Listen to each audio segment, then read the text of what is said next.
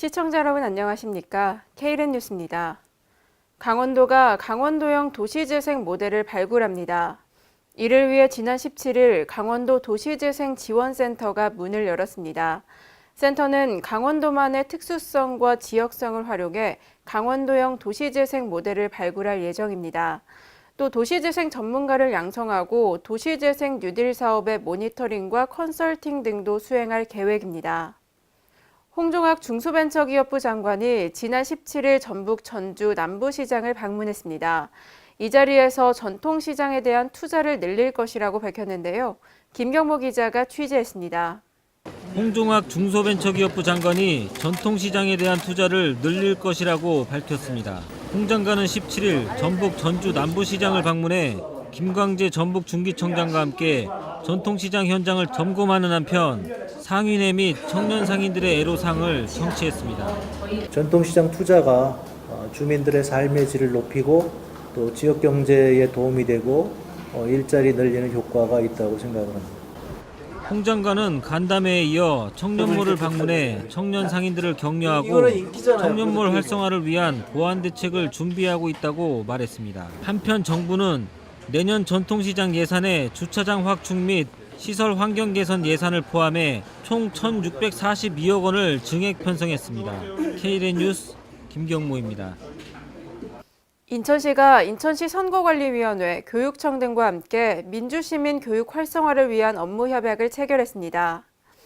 시민들의 정치 참여를 독려하기 위해 관계기관이 협력 체계를 구축한 건 인천이 처음입니다. 이번 협약은 투표율 꼴찌라는 오명에서 벗어나기 위해서 실시됐습니다. 김인욱 인천시 선거관리위원장은 이번 협약을 계기로 인천시의 정치 문화와 시민의식이 현재보다 더 발전할 수 있기를 기대한다고 말했습니다. 지난 16일 대전시가 지역 최대 다문화 축제인 2018 다문화 화합 한마당 워크투데이를 개최했습니다. 이번 행사는 세계 각국의 문화를 체험하고 즐길 수 있는 부스가 마련됐고 다문화 자녀들이 참여할 수 있는 프로그램 등 다양한 행사가 펼쳐졌습니다. 허태정 대전시장은 대전이 다문화 가족과 더불어 사는 도시를 만들 수 있도록 함께 노력하자고 말했습니다. 세종특별자치시가 상하수도와 전기, 통신 등 지하시설물 안전관리를 강화합니다. 이를 위해 지난 14일 한국수자원공사, 한국전력공사 등 관계기관과 지하시설물 안전관리 협약을 체결했습니다. 협약에 따라 앞으로 세종시와 지하시설물 관리기관은 지하시설물을 안전하게 설치하고 관리하며 유지 관리를 위한 정보를 공유하는 등 상호 협력하기로 했습니다. 한편 이번 협약은 지하시설물로 인한 안전사고를 미연에 방지하기 위해 상호 협조 체계를 구축해야 한다는 민간의 제안을 시가 받아들여 이뤄졌습니다. 대구시와 광주시가 대구, 광주 지방분권 대토론회를 공동 개최했습니다. 이번 토론회에서는 대구시와 광주시의 상생협력과 지역발전 등 지방분권 실천 방안이 논의됐습니다. 영호남 토론회는 지난 2016년 이후 3년째 개최되고 있습니다. 올해는 지방분권 교류 협력의 일환으로 광주, 대구 지방분권협의회 위원과 시민, 공무원 등 200여 명이 참석했습니다.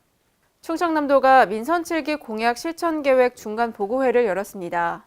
충청남도는 도민과의 약속 11개 분야에서 116개 세부 사업을 추진합니다. 이 공약을 이행하는 데 필요한 사업비는 총 27조 3,662억 원으로 잠정 집계됐습니다. 이 가운데 양승조 충남도지사 임기가 끝난 후 집행되는 사업비가 13조 5,845억 원으로 절반에 달하는 것으로 나타났습니다. 오늘의 브리핑입니다. 올해 하반기부터 지역 일자리 사업, 생활 SOC 등 대규모 투자 사업의 사전 절차가 신속하게 진행됩니다. 행정안전부가 중앙투자심사와 타당성 조사 절차를 간소화한다고 밝혔는데요. 타당성 조사는 현행 8개월에서 4개월, 투자심사는 60일에서 30일로 단축됩니다. 광주광역시가 부동산 불법 세력 단속 활동을 확대 시행합니다. 남구, 광산구 등 5개 자치구를 대상으로 기획부동산, 허위 실거래가 신고 등을 집중 단속해 불법 행위자를 적발할 예정입니다. 불법 행위자로 적발되면 행정처분과 함께 형사처벌됩니다. 앞으로는 시청을 방문하지 않고도 민원 업무를 처리할 수 있게 됩니다. 우편으로 제출해야 했던 서류를 인터넷으로 제출하고 그 결과를 인터넷으로 받아보는 문서 24 서비스가 세종시에서 시행되는데요. 세종시 관계자는 앞으로도 시민들이 편리하게 서비스를 이용할 수 있도록 시스템을 효율적으로 개선해 나가겠다고 말했습니다.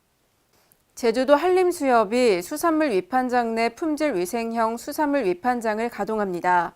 품질위생형 수산물 위판장은 수산물 경매부터 출하까지 전 과정을 18도씨의 저온 환경에서 진행합니다. 품질위생형 위판장이 운영되는 것은 제주가 전국 최초입니다. 충북 충주시가 상수도 현안을 해결하기 위한 방안을 모색합니다. 이번 방안에는 도시 기본계획과 상수도 시설의 유지 관리 계획도 포함될 예정인데요. 충주시는 수도 정비 기본계획 수립을 내년 말까지 완료할 계획입니다. 경상북도가 대규모 종합병원 유치에 나섭니다. 이는 경상북도 북부 지역의 의료 서비스를 확대하기 위해서인데요. 경상북도는 자체 지원 기준을 마련해 전국의 종합병원을 대상으로 투자 유치 공모에 나설 예정입니다. 질병관리본부가 추석 명절 감염병을 예방하기 위해 개인 위생과 감염병 예방 수칙을 준수해달라고 당부했습니다. 특히 털 진드기 유충이 활발하게 활동하는 시기와 추석이 겹쳐 있어 쯔쯔가무시증 발생 가능성이 높기 때문에 야외 활동 시 진드기에 물리지 않도록 주의해야 한다고 말했습니다. 또 수인성과 식품 매개 감염병을 예방하기 위해 흐르는 물에 30초 이상 손 씻기, 음식 익혀 먹기 등을 지켜달라고 요청했습니다. 이상으로 K랜 뉴스를 마칩니다. 시청해주신 여러분 고맙습니다.